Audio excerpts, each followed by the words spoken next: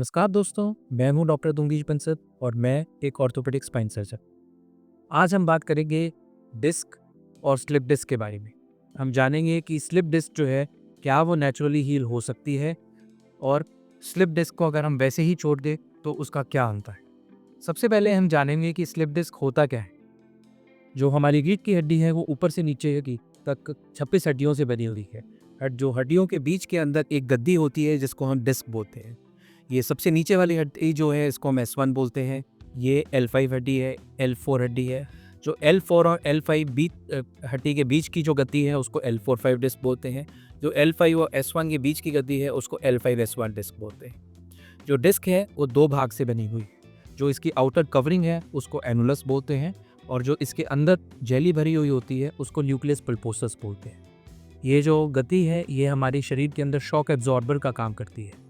यानी कि जो भी हम साइड में मूवमेंट करते हैं, सामने मूवमेंट करते हैं या हम चल पाते हैं या बेंड कर पाते हैं, वो सारा कुछ जो है वो इसी डिस्क की वजह से हो पाता है।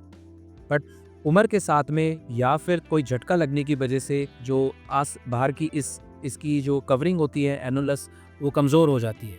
जब ये एनुलस कमज़ोर हो जाती है तो बाहर की जो झिल्ली है वो फट जाती है और अंदर जो जेली भरी हुई होती है वो बाहर आ जाती है। इसी को हम आम भाषा में स्लिप डिस्क कहते हैं। आइए अब हम जानते हैं कि ये स्लिप डिस्क जो है ये प्रॉब्लम क्या करती है।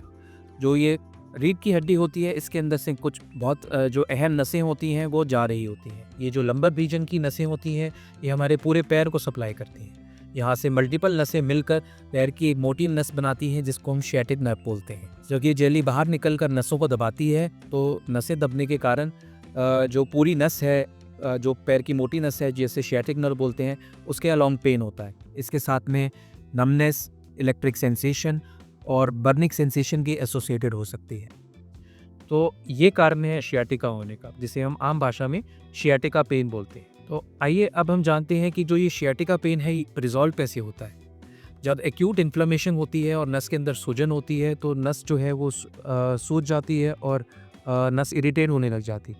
वो ब्रेन को एक सिग्नल भेजती है जिसमें वो एक्टोपिक फायरिंग या मिस फायरिंग का सिग्नल देती है। इसकी वजह से ही जो ब्रेन है वो किसी भी सिग्नल को पेन परसीव करता है। 90% केसेस में दवाई और फिजियोथेरेपी के साथ में जो नस की इन्फ्लेमेशन है वो कम हो जाती है और जो नस की इरिटेशन है वो भी कम हो जाती है। जब ये इरिटेशन कम हो जाती है तो नसों के ऊपर होने वाला दबाव जो है वो भी घट जाता है और नसें जो हैं वो अपनी रिकवरी करने लगती हैं। जैसे नसें अपनी रिकवरी करती हैं तो जो पैर के अंदर जाने वाला पेन है वो भी बहुत हद तक सेटल हो जाता है। आइए अब हम जानते हैं कि जो जेली बाहर निकली हुई होती है या जो डिस्क प्रोट्रूजन होता है उसका आखिर क्या होता है। तकरीबन 50 से 60% केसेस जो है डिस्क के वो नेचुरली जो है वो हीलिंग की तरफ जाते हैं। बाकी जो 40 से 50% पेशेंट्स हैं उनके अंदर वो हीलिंग नहीं होती है और वो डिस्क बाहर ही निकली रहती। जो हीलिंग के मैकेनिज्म्स हैं अब हम उनके बारे में जानें। अंदर की जेली होती है वो मोस्टली एक वाटर टाइप मटेरियल है। अपनी कवरिंग से बाहर निकलकर बाहर के एनवायरनमेंट को एक्सपोज होती है तो उसका जो पानी है वो सूखता जाता है। जब उसका पानी सूख जाता है तो वो श्रिंक हो जाती है। ये पहला मैकेनिज्म है कि डिस्क का श्रिंक होना और डिस्क का हीलिंग की तरफ जब डिस्क का टुकड़ा जेली अपनी कवरिंग से बाहर निकलकर कैनाल के अंदर आ जाता है तो बॉडी जो है वो भी कुछ एक नेचुरल मैकेनिज्म करती है और उस के अंदर मैक्रोफेजेस यानी कि जो छोटे छोटे हमारे शरीर के अंदर सेल्स होते हैं जो कि फॉरेन मटेरियल को खाते हैं वो उनको वहाँ डिप्लॉय करती है। ये एक बहुत स्लो प्रोसेस है जो 9 से 12 महीने के अंदर होता है और कई बार वो डिस्क का जो फ्रेगमेंट है वो भी गायब हो जाता है। जो तीसरा मैकेनिज्म है, अगर वो जो डिस्क प्रोट्रूजन है वो बहुत माइल्ड है तो जो डिस्क प्रोट्रूजन है with some exercises, with some positions and with regular exercises of the back, वो जो जेली है वो वापस भी अंदर जा सकती है। अगर हम इस पूरी चीज़ को समराइज़ करें तो हम ये जानेंगे कि 50 से 60% पेशेंट्स के अंदर जो डिस्क है वो नेचुरली हीलिंग की तरफ जा सकती है। बट एक मेजॉरिटी ऑफ पेशेंट्स यानी कि 40 से 50% पेशेंट्स के अंदर जो डिस्क है वो वैसी की वैसी ही रहती है, सालों साल वो वैसे ही पड़ी रहे। तो आइए अब हम जानते हैं कि कौन से वो साइंस हैं जो अगर आपको होते हैं तो आपको नेचुरल हीलिंग का वेट नहीं करना चाहिए है और आपको इमीडिएटली अपने स्पाइन डॉक्टर से मिलना चाहिए।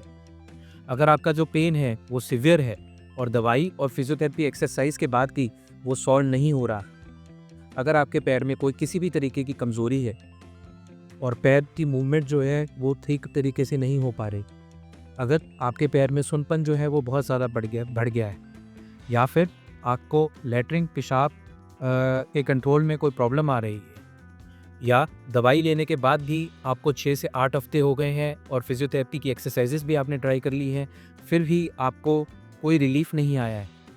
ये सारी जो प्रॉब्लम्स हैं, ये एक बड़ी प्रॉब्लम इंडिकेट करती हैं कि नस जो है वो रिकवरी की तरफ नहीं जा रही है, नस जो है वो हीलिंग की तरफ नहीं जा रही है। आपकी जो डिस्क है वो नेचुरली हील नहीं कर रही है। इन सारी कंडीशंस में आपको अपने डॉक्टर के पास में मिलना चाहिए है और उनसे सलाह लेनी चाहिए है कि आगे कैसे बढ़े। तो इस वीडियो में हमने जाना कि जो डिस्क है वो हील कैसे करती है और डिस्क का जो नेचुरल कोर्स है वो क्या होता है। इसमें हमने ये भी जाना कि लैचेबल हीलिंग के लिए आपको कब वेट करना चाहिए है और किन कंडीशंस में आपको फर्दर वेट नहीं करना चाहिए है और आपको अपने डॉक्टर से इमीडिएटली मिलना चाहिए। अगर आपको ये जानकारी पसंद आई हो तो इस वीडियो को लाइक करें, शेयर करें, सब्सक्राइब करें और ऐसी ही ऑथेंटिक और अच्छी इंफॉर्मेशन के लिए हमारे साथ बने रहें। धन्यवाद।